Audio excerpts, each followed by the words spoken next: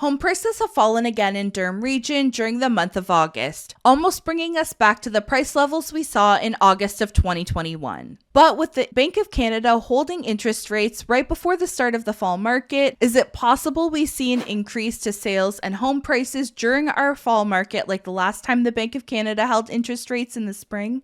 This time I think it's a little bit different, and I'll tell you why after we break down the changes in the market. So stick around until the end of the video. My name is Jessie McLellan, and I'm a realtor here in Oshawa, Ontario, and I make videos about the real estate market, especially Durham Region and the surrounding areas. If you enjoy these videos, I would really appreciate if you would give it a thumbs up because it does help me reach more people like you. And don't forget to subscribe to the channel if you want to stay up to date. You can also use the link in the description to book a call with me at a time that works best for you to get your questions answered about the market or buying and selling a home here.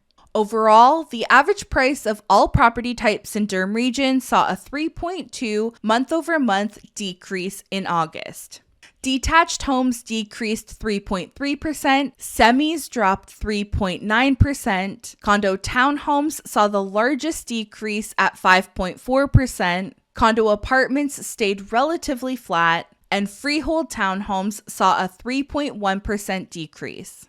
And for year over year, Durham Region is still up slightly in every category besides condo townhomes. The number of sales in August remained almost the same from July, but new listings actually dropped from 1,677 to 1,562. But we ended August with almost the same number of active listings as we saw at the end of July, so we didn't build any more inventory, but we stayed level and didn't lose any inventory either. Because of the slight drop in new listings during August that caused months of inventory and sales to new listing ratio to change and reflect a bit more of a tighter market for buyers. However, prices continue to drop at a slow but steady pace, so I wouldn't look too much into those numbers until we see some more data from September. What the months of inventory suggests isn't exactly what we're experiencing right now working with buyers and sellers. Oshawa had 1.7 months of inventory, which would suggest a hot market with prices increasing, but that's not really what we're experiencing. There are still properties receiving multiple offers, but buyers are making much more sensible decisions and aren't feeling the pressure to bid above what they think is a fair price.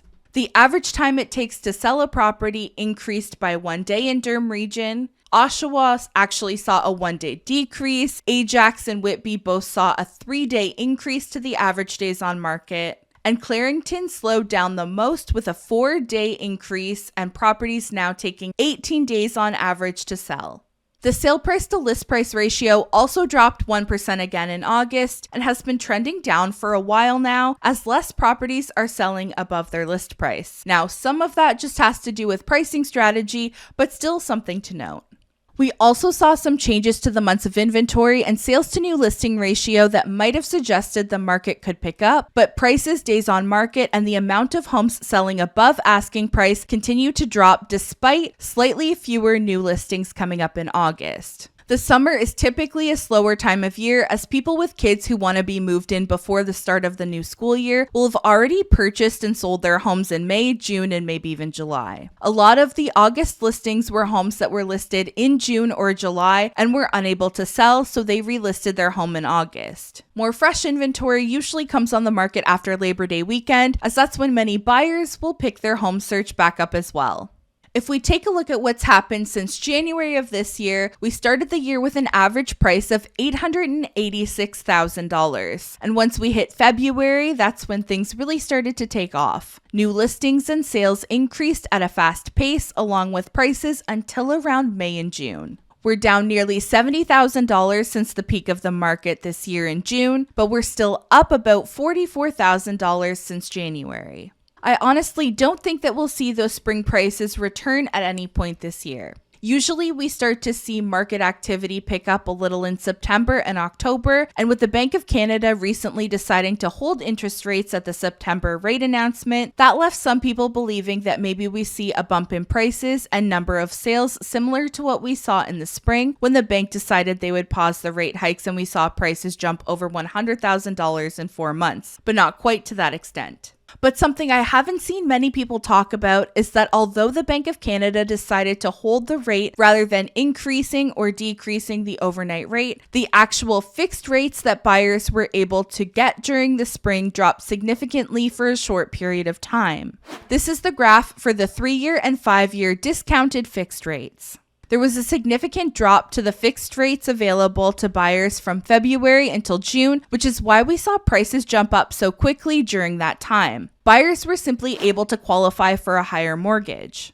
But those fixed rates have now increased and exceeded where they were even in December of last year. This is why I don't think we'll see much happen in September or early October. We could see a relatively small increase to sales and new listings, but the rates available to buyers right now means they qualify for a lot less than they did in the spring of this year, or even this time last year. And last year in August, we saw prices slightly decrease through to December.